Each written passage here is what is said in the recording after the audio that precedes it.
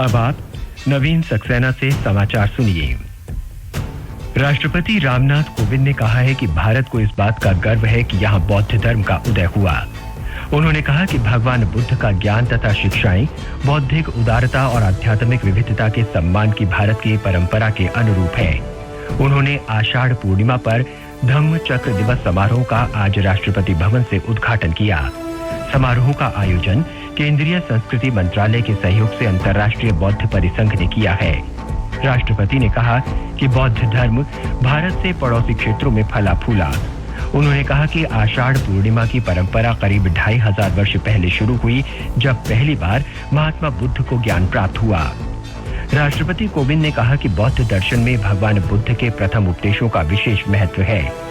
उन्होंने कहा कि धम्म चक्र दिवस वाराणसी के निकट सारनाथ में पहले 5 शिष्यों को भगवान बुद्ध के प्रथम उपदेश की स्मृति में मनाया जाता है। बौद्ध धर्मावलंबी इसे धम्म चक्र प्रवर्तन दिवस के रूप में मनाते हैं। राष्ट्रपति ने इसे मानवता के इतिहास में अतुलनीय अवसर बताया। उन्होंने कहा कि ये दिन गुरु पूर्णिमा के रूप में भी मनाया जाता है। हिंदू और जैन इसे अपने आध्यात्मिक गुरुओं के प्रति श्रद्धा के रूप में भी मनाते हैं। राष्ट्रपति ने कहा कि बुद्ध की शिक्षा तत्कालीन समय के विपरीत थी, लेकिन उनके तर्क की शक्ति प्रेम, दया और अहिंसा पर आधारित थी।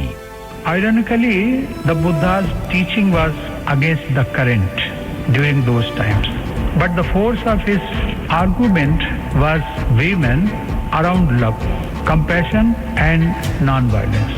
The spread of Buddhism around the world was guided by these eternal values. In his lifetime, he always sought to convince people through his logical and moral arguments. राष्ट्रपति ने कहा कि आधुनिक युग में महात्मा गांधी और डॉक्टर भीमराव अंबेडकर ने भी महात्मा बुद्ध के उपदेश से प्रेरणा ली।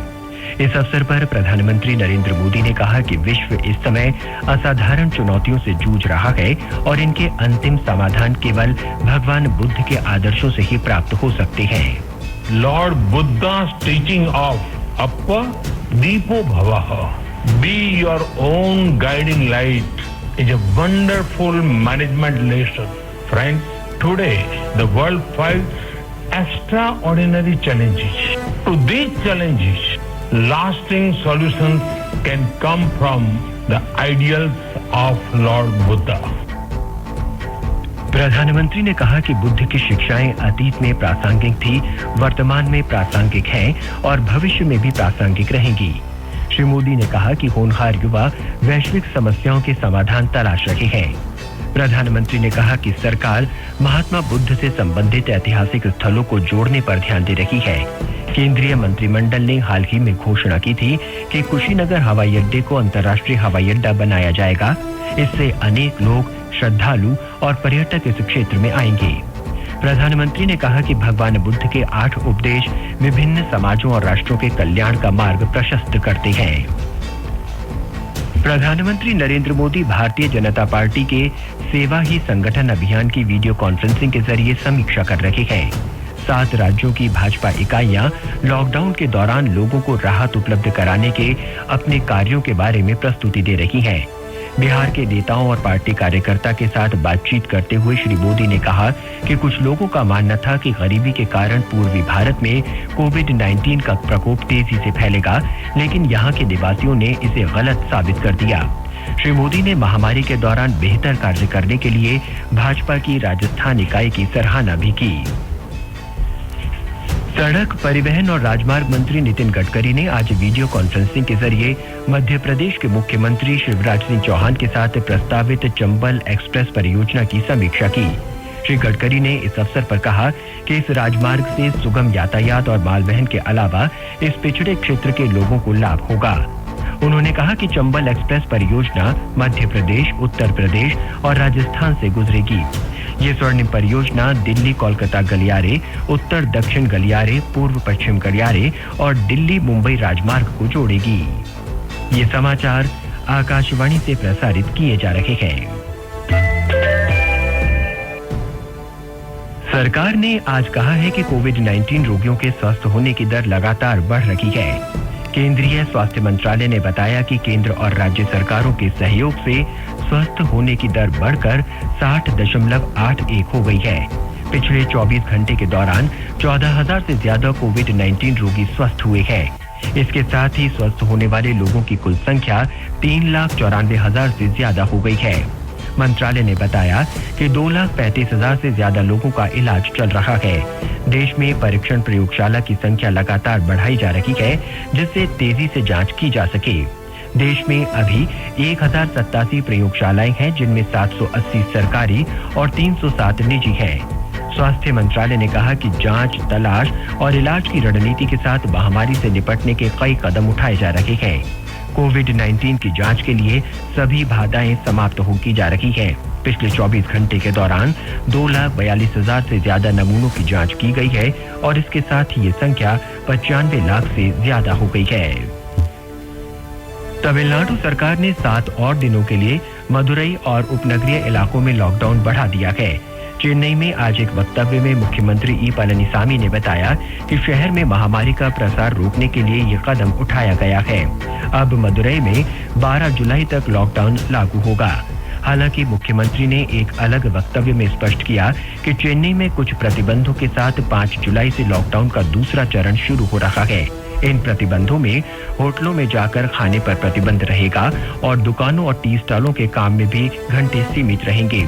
होटलों को फूड पार्सल की अनुमति दी गई है। कर्नाटक में भी कोविड-19 के बढ़ते मामलों पर रोक लगाने के उद्देश्य से प्रदेश में कल से दोबारा लॉकडाउन लागू रहेगा। मुख्यमंत्री बीएस येदियुरप्पा की अध्यक्षता में आयोजित एक उच्च स्तरीय बैठक में ये निर्णय लिया गया। कल से आवश्यक सेवाओं तथा सामानों की आपूर्ति के अलावा किसी भी प्रकार की गतिविधियों की अनुमति नहीं होगी। अरुणाचल प्रदेश सरकार ने 6 जुलाई से राज्य में एक सप्ताह के लॉकडाउन की घोषणा की है। ईटानगर राजधानी परिसर में कोविड-19 के बढ़ते मामलों को ध्यान में रखकर ये फैसला किया गया है।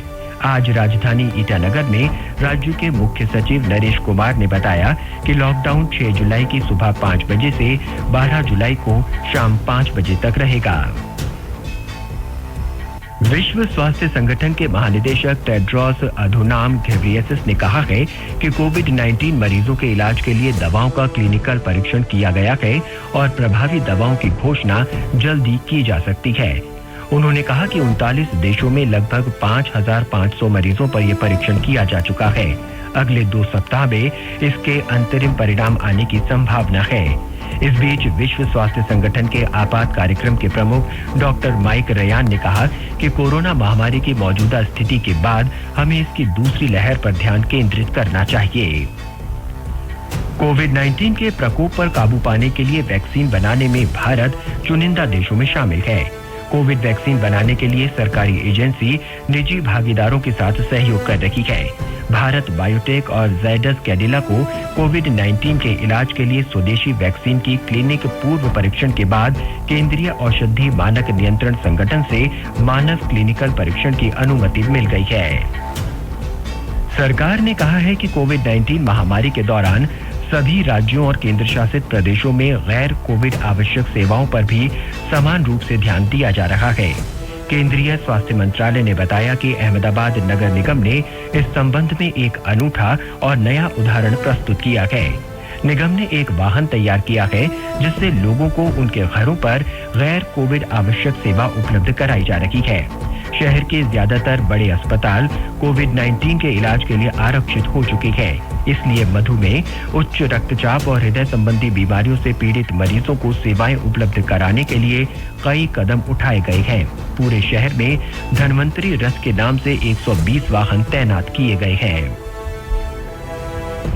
प्रधानमंत्री नरेंद्र मोदी ने दूरदर्शन समाचार पर लगातार 5 साल पूरे करने के लिए संस्कृत समाचार पत्रिका वार्तावली को बधाई दी है।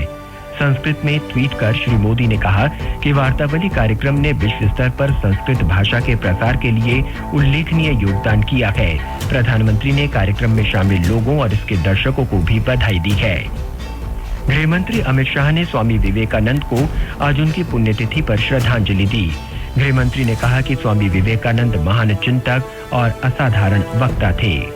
इसके साथ ही ये समाचार बुलेटिन समाप्त हुआ। तमाम दिन भर की खबरों के लिए चैनल को सब्सक्राइब करें और वीडियो को शेयर करें।